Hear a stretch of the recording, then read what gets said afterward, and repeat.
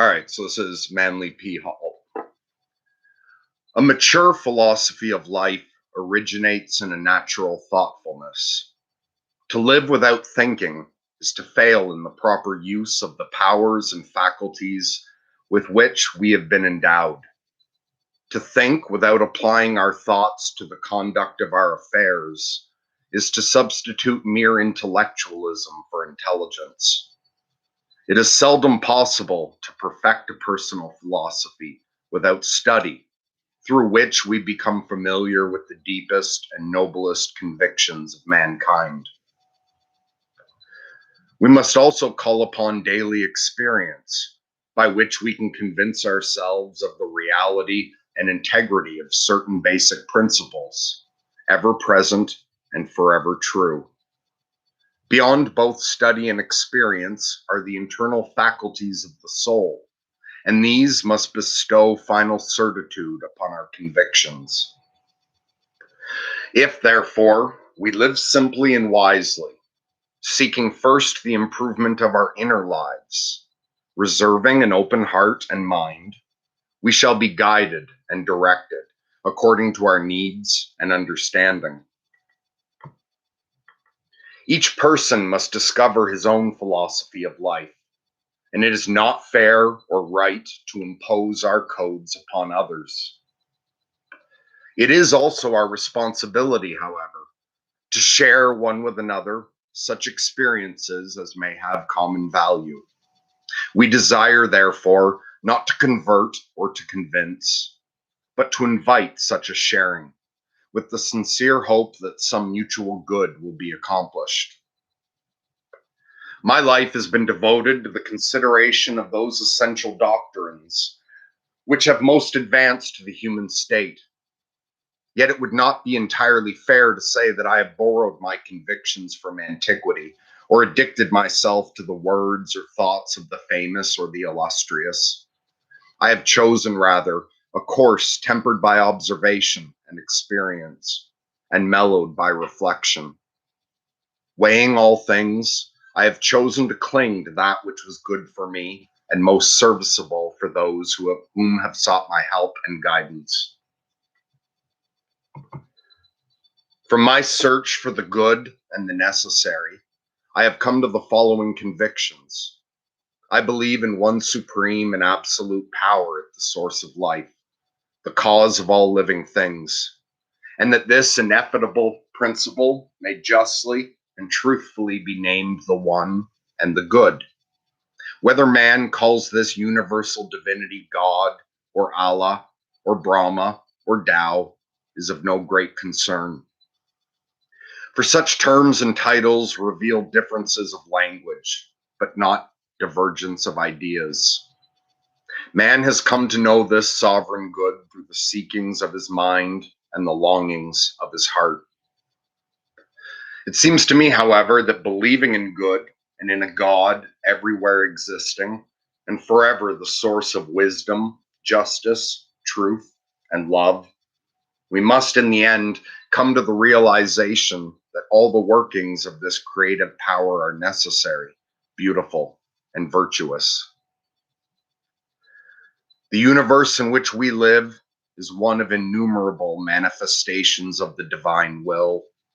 The world, therefore, must be essentially good, for it is not conceivable that a principle shall create contrary to its own nature. If, then, there shall appear to be injustice, inequality, and calamity in the world, they must originate not in the divine understanding, but in human misunderstanding.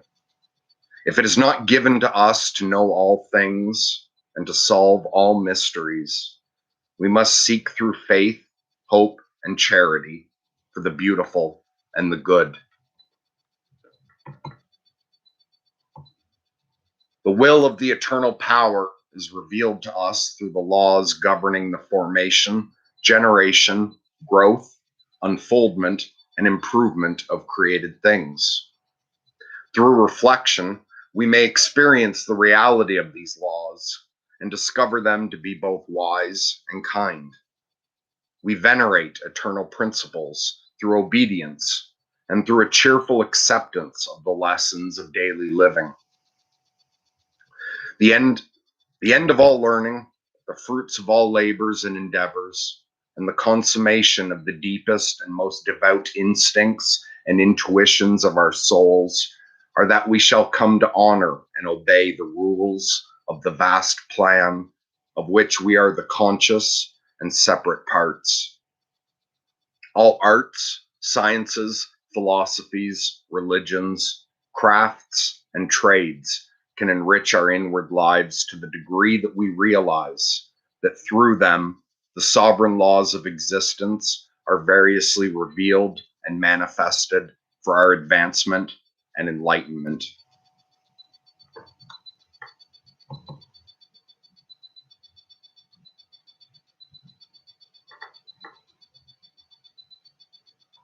I believe that human consciousness is a being separate from the body which it inhabits, and that this consciousness existed prior to embodiment and will survive the dissolution of its physical form. I am convinced of this not only by the authority of religion and philosophy, but also by a natural sense within myself. This belief is reasonably sustained by the circumstances of living. It is difficult to rationally maintain that man is born, suffers, and dies without reason or purpose, nor is it conceivable that experience, knowledge, and understanding, which are obviously and undeniably the richer fruits of living, should cease and be utterly dissolved by the phenomena of death. Neither can I accept the doctrine of an eternal judgment with everlasting rewards and punishments meted out at the end of one frail and imperfect span of years in this world. In the economy of nature and in the benevolence of an abiding providence, all creatures possessing within them the life of the Creator must have an eternal continuance of themselves in universal being. Life as we know it must therefore be an episode in a larger existence. For this and other reasons, I believe in the doctrine of rebirth as a pattern of life most honorable for man, most suitable to things known and seen, and best calculated to reveal the eternal goodness of the sovereign being.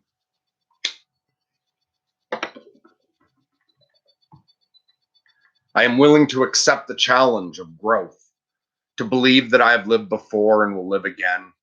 My present state is the sum of my previous existences, and I am endowed with the powers and potentials of improvement by which I may advance my destiny according to my desires and merits. I seek neither to be forgiven for my mistakes, nor applauded for my attainments, but take my refuge in a law of eternal good, which gives me the right to work out my salvation with diligence. I do not believe in a principle of evil, for I cannot reconcile such a doctrine with the eternal good which rules the universe with an absolute power. Yet I must explain, to the satisfaction of my own conscience, those appearances of evil which surround me. By experience and observation, I have satisfied myself that evil is another name for ignorance. Through ignorance, man becomes selfish, critical, and destructive. And from these abuses and misuses of his divine and natural resources, he causes corruption and discord in the way of life which he has fashioned. When man violates natural law or disobeys the code of his own kind, he brings upon himself certain retributions which appear to him to be unreasonable punishment. In the broad pattern of mortal existence, discord reveals the need for concord, selfishness, the need for unselfishness, cruelty, the need for kindness, and ignorance, the need for the tireless search after truth and beauty. Thus, what we call evil is a servant of good, for it causes us in the end to depart from error and cling to reality. I believe in the inalienable right of every man and woman to worship his God and to seek truth according to the instincts and inclinations of his own heart and mind. Careful study has convinced me that all the great religions of the world, past and present, teach the same essential code of conduct. They all believe in the existence of a sovereign power or being. They teach in one way or another the immortality of the soul, and they affirm the ultimate victory of good over evil, light over darkness, truth over error. It seems to me that as the earth has many climates suitable for the development of living creatures, so faith may have many names.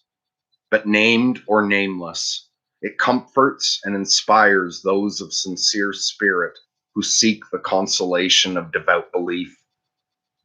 I would therefore never seek to convert a man from his faith or to another, but rather would help him in any way that I can to find the richness and fullness of his own religion. In time, he will recognize that as one light can be manifested through many colors, so one truth can be sought and found through the several colors of sincere believing. It may happen, however, that different religions have advanced and specialized certain parts, tenets, and doctrines of the one and eternal religion. Therefore, it seems to me that through the study of comparative religion, we come nearer to the complete truth, which is the one and eternal faith. Conflict between beliefs, therefore, confuses and obscures man's natural instinct to worship the supreme good. For the same reason, I believe that all races and creatures are part of one plan and should not be regarded as in any way separate or distinct from that plan.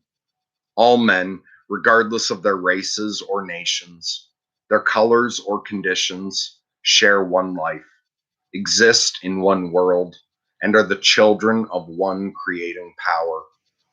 Therefore, I shall measure a man not by his complexion, but by his works, and will decline to hold any attitude which disparages him because of circumstances arising from birth or social estate. I am assured by my own conscience that if I cannot find the good in myself and in my fellow man, I shall in no way discover it in space or beyond the stars. I sincerely believe that I have been endowed with faculties, powers, and perceptions, for the use of which I am morally responsible. It is my duty to myself, to my world, and to the eternal power by and in which I exist to govern my temper, subdue my appetites, refine my emotions, inform my mind, and increase my understanding. Failure to advance these causes must leave me a victim to my own intemperances and expose me to the just censure of my associates. Because I am a conscious being and not required to follow the immediate instincts and impulses of my disposition, I can be kind, just, gentle, forgiving, compassionate, and self sacrificing, even under the most trying and difficult circumstances, both by observation and experience. And by the testimony of the ages, I inwardly know right from wrong and good from bad. I may not attain to an absolute definition of these terms, but I understand them as they apply to me and to my own conduct. I cannot therefore claim to be wise, virtuous, or devout unless by my actions I sustain such pretensions.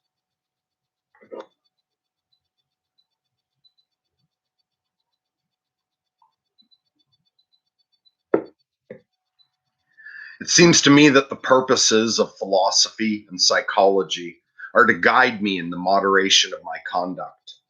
They teach me to be strong in the works of good because they have brought me an understanding of the good. Philosophy is not merely a branch of learning, it is a way of life. Unless I practice that way, I have no part in philosophy, or in true science, or in pure religion, for they all teach the same.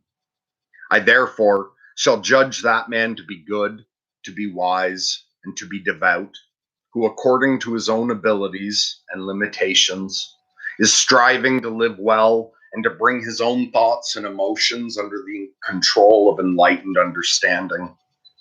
Words without works are dead, and a beautiful belief that does not lead to gentleness of spirit is fruitless. It may well be that we shall all fall short, but we shall count that man a hero who does his best, for we know that his sincere effort will be rewarded with greater insight.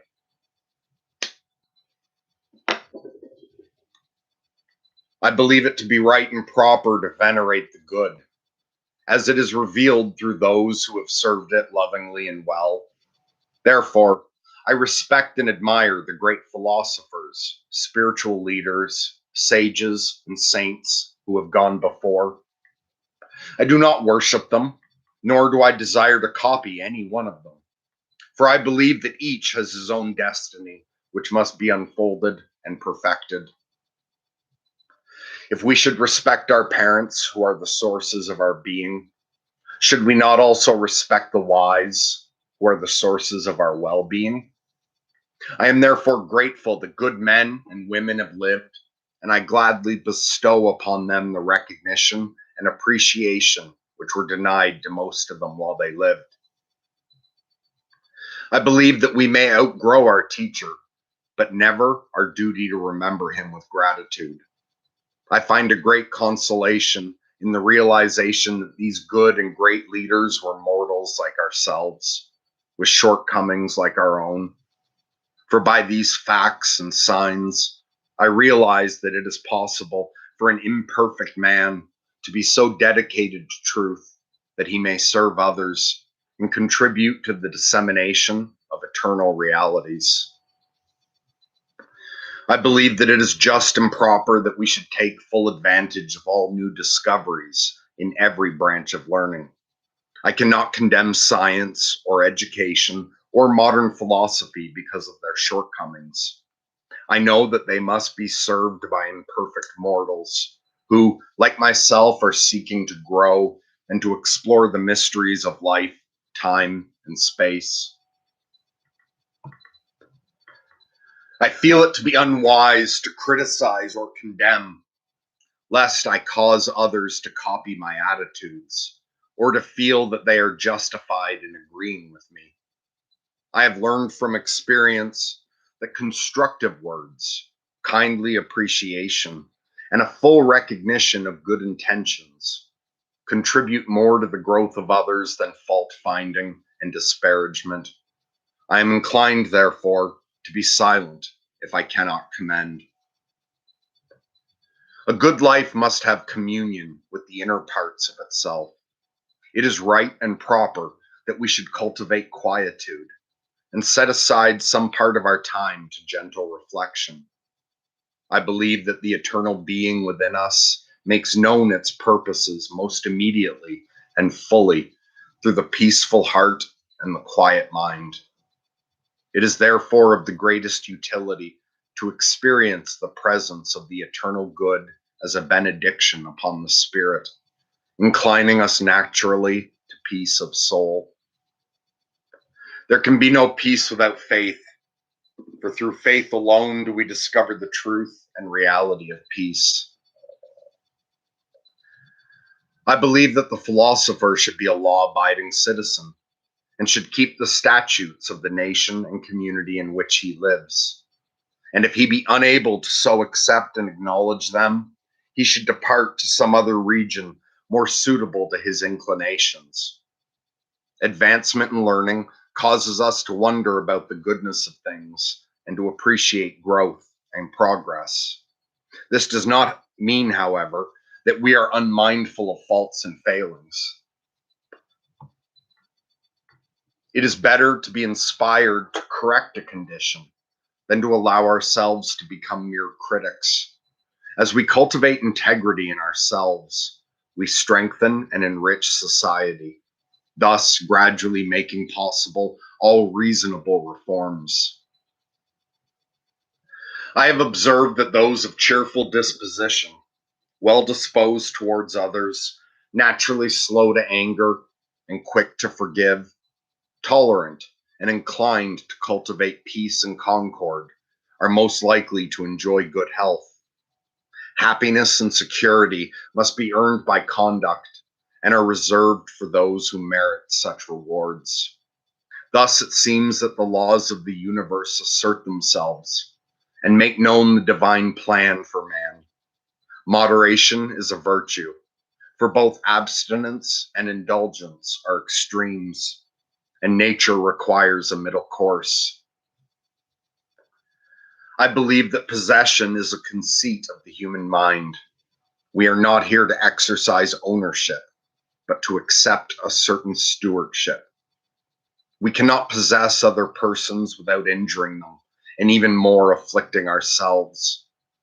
To have more than we need is a burden to the soul, and a constant temptation to excess and extravagance. Those with many worldly goods have slight time or incentive for the cultivation of character. They become the servants of their own belongings and are deluded with a false sense of security. It is good for every person to work. Love of religion or philosophy, or the effort to acquire spiritual graces, should never prevent an individual from being a self sustaining member of society. To be skilled in a craft or a trade is to participate in the experience of creativeness and to retain honor and to preserve dignity of person.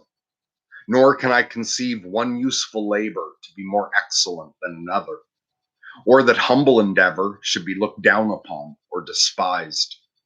Honest toil is as much a part of religion as the most elaborate ritual in the church or the cathedral. I believe that love is an eternal power and a natural part of the sovereign good. If all things be created by wisdom and supported by strength, they shall be perfected by love. Wherever the redeeming power is present in the world, working the mysteries of regeneration and redemption, there we shall find love. It is a medicine for the sickness of the mind, the debility of the soul, or the exhaustion of the body. By love, all things are tempered and subdued, and their perfect works are realized. For man, there can be no proof of love except that he shall love. By the power of love, he is induced to sacrifice himself and to place the happiness of others above his own. If he loves truly, he will act nobly. He will find no excuse for unkindness or discord, but will forgive his enemy and sustain his friend. There can be no peace in the world, no tranquility within man, no sharing in the grace of the eternal without love. By it, wisdom shall be made alive. Knowledge shall be used for the common good. Science will become the servant of progress, and religion will end its doctrine of fear. Love is not to be declared or uttered or spoken, but shall be revealed by deeds. By it, we are moved to do those things which bring joy to those we care for. True love can never be selfish or self seeking, but gives of itself utterly and completely. I have further observed that it is most difficult to apply wisdom to simple things.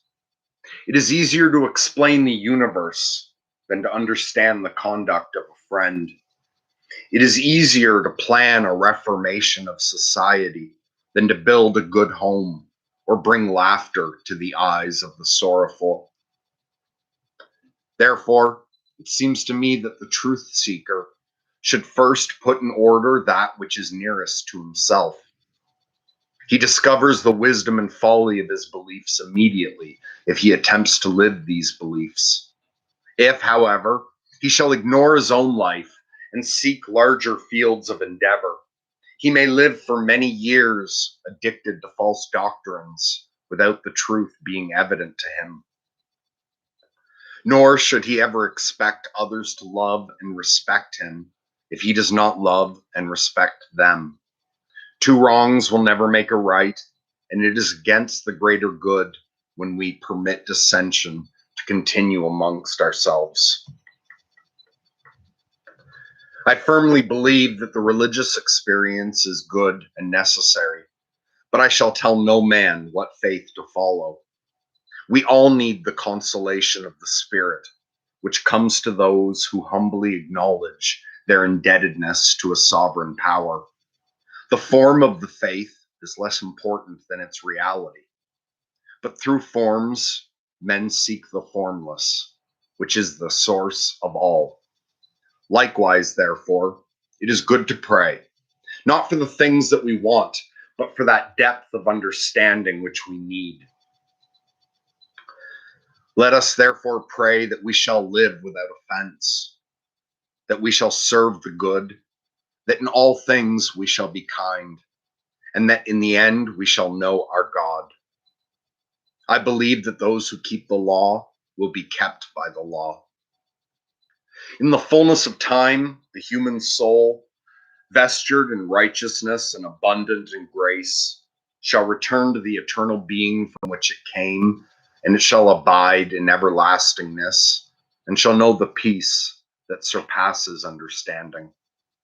I do not believe that souls can be lost, that any ultimate evil can obscure the works of good, or that the nature of being is anywhere within itself a source or cause of pain or terror. It also seems to me that the world in which we live, with all its creatures and parts, is a growing and unfolding being, and that in the fullness of time, the grace within man shall so shine from him that he can build a beautiful society in which he can live peacefully, happily, and harmoniously. In those days, there will be a good government, freedom from crime and want, and mankind will collectively be aware of its own purpose and will gloriously and gladly serve that purpose. Until such a time, I shall do what I can, according to the means which I possess, to make this possible, with no expectation of immediate reward. I believe that it is the duty and privilege of those in such special professions as are immediately concerned with the essential growth of man to be honest, sincere, and honorable. I believe that they cannot, without the gravest injury to themselves and others, allow selfishness or self-interest to influence them. It seems to me that we should be especially mindful in the educating of lawyers, doctors, statesmen, theologians, philosophers, and psychologists, doing all in our power to help them to understand the natural divinity and dignity of human life.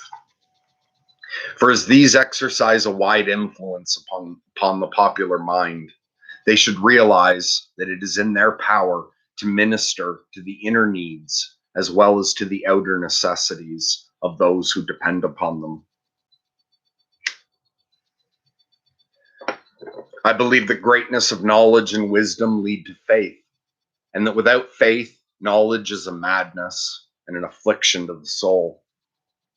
I believe that if I follow in the path of wisdom, as revealed to me by the teachers of the race, by the inward instincts and intuitions of my consciousness, supported by the observation and experiences of living, I may live in a manner acceptable to truth.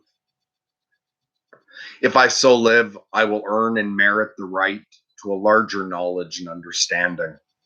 But I am not entitled to more than is sustained by my conduct. Furthermore, if I devote myself to works of friendliness, refraining, insofar as I am able, from the destructive actions and thoughts, I may face the future with sincerity of spirit. I shall live without fear and die without fear, for I shall have justified my faith. Believing in a universe of truth and beauty, I shall meet each day without question or doubt. I shall remember the past without regret or remorse, and I shall look to the future for the fulfillment of all good things.